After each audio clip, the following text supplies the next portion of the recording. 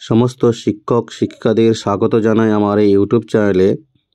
আজ বাংলা শিক্ষা এসএমএস পোর্টালে কীভাবে মার্কস এন্ট্রি করতে হবে তার সমস্ত প্রসেস নিয়ে আলোচনা করা হবে। ইতিমধ্যে অনেক শিক্ষক মশাই মার্কস এন্ট্রি করে ফেলেছেন, অনেকে আবার করতে পারছে না, সমস্যা হচ্ছে। যে সমস্ত শিক্ষক শিক্ষা মহাশয়েরা মার্কস এন্ট্রি করতে গিয়ে নানা সমস্যার সম্মুখীন হচ্ছেন, আজকের ভিডিওটি তাদের জন্য, তাই ভিডিওটিকে স্কিপ না করে সম্পূর্ণরূপে দেখার অনুরোধ রইল।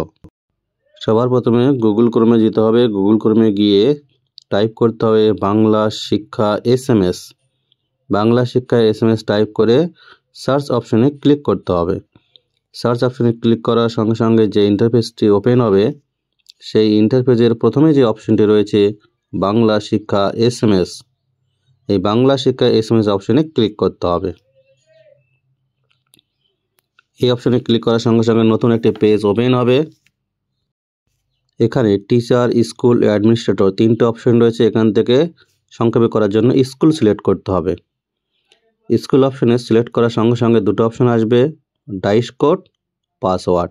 স্কুলের ডাইস কোড এখানে বসিয়ে পাসওয়ার্ডটি বসাতে হবে। তারপর ক্যাপচা কোডটি নির্দিষ্ট জায়গায় বসিয়ে নিচের সাইন ইন অপশনে ক্লিক করতে হবে। এখানে যে পাসওয়ার্ডটি বসাবেন সেই পাসওয়ার্ড কিন্তু আগে এসআই অফিস থেকে দেওয়া হয়েছিল।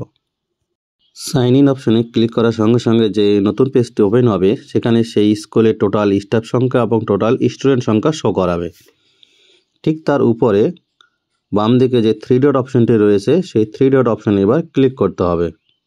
3 ডট অপশনে ক্লিক করার পর যে পেজটি ওপেন হবে, এখানে ল্যাঙ্গুয়েজ সেটআপে আগে করা হয়ে গেছে, এখন ল্যাঙ্গুয়েজ সেটআপের প্রয়োজন নেই। ঠিক তার নিচে একটা অপশন রয়েছে ইভ্যালুয়েশন, সেই ইভ্যালুয়েশন অপশনে এবার ক্লিক করতে হবে।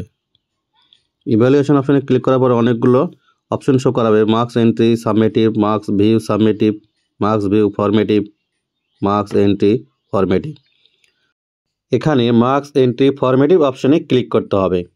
ফরমেটিভের মার্কস এন্ট্রি না করলে সাবমিটিভের মার্কস এন্ট্রি করা যাবে না, তাই আগে মার্কস এন্ট্রি ফরমেটিভে ক্লিক করতে হবে।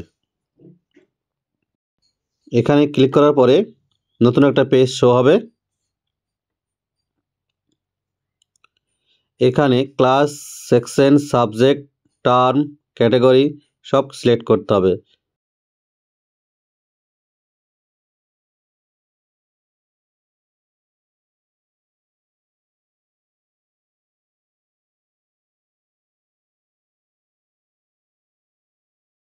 সব সিলেক্ট করার পর সার্চ অপশনে ক্লিক করতে হবে। সার্চ অপশনে ক্লিক করলে সঙ্গে সঙ্গে নিচে একটি ডায়াগ্রাম শো হবে, সেখানে সমস্ত সাবজেক্টের নাম্বার বসানোর জন্য বক্স থাকবে।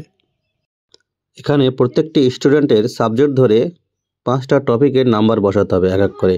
সমস্ত স্টুডেন্টের নাম্বার এন্ট্রি সম্পূর্ণ হলে নিচে সাবমিট অপশন থাকবে, সেই সাবমিট অপশনে ক্লিক করতে হবে।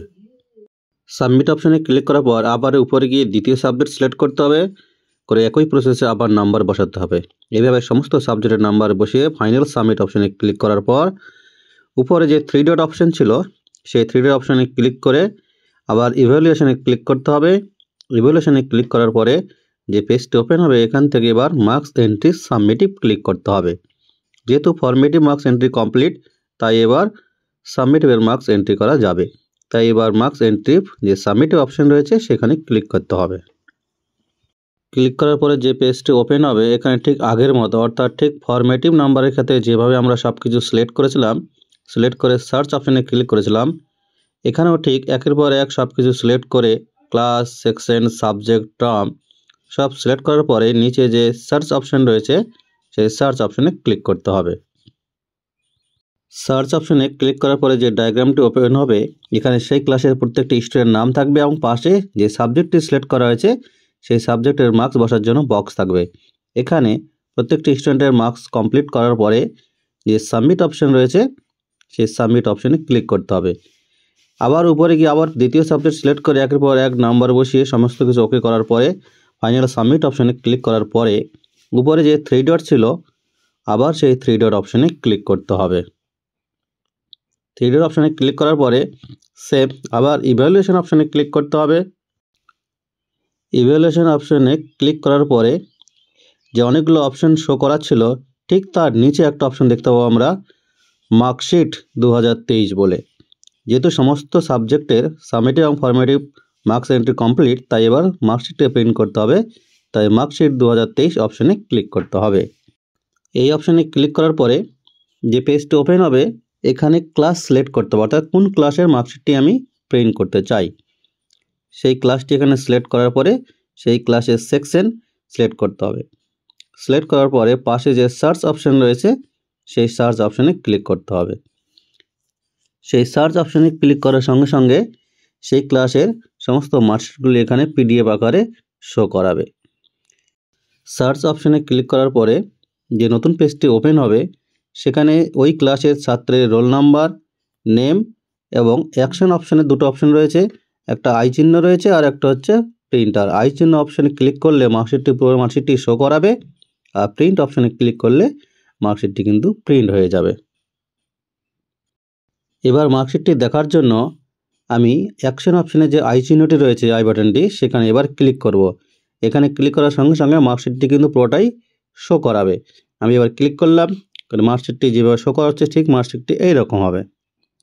পুরো মার্কশিটে এখানে শো করাচ্ছে সেই স্টুডেন্টের নাম থেকে শুরু করে পুরো সাবজেক্টের নাম্বার যা যা এন্ট্রি করা হয়েছে সমস্ত কিন্তু এখানে শো করাবে। এখানে সেই মার্কশিটের প্রতিটি সাবজেক্টের নাম, ফার্স্ট সামেটিভের নাম্বার, সেকেন্ড সামেটিভের নাম্বার যেটা এখনো এন্ট্রি করা হয়নি তাই এখানে কোনো নাম্বার শো করাচ্ছে না, থার্ড সামেটিভের নাম্বার এবং টোটাল নাম্বার, পার্সেন্টেজ, গ্রেড সমস্ত কিছু শো করাবে।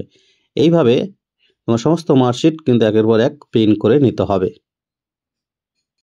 ভিডিওটিকে ভালো লাগলে অবশ্যই বেশি বেশি করে শেয়ার করবেন, আর যারা চ্যানেলটিকে সাবস্ক্রাইব করেছেন তাদেরকে অসংখ্য ধন্যবাদ। যারা এখনও সাবস্ক্রাইব করেনি তাদেরকে অনুরোধ করব সাবস্ক্রাইব করে পাশে থাকা বেল ঘন্টাটিকে বাজিয়ে দিতে।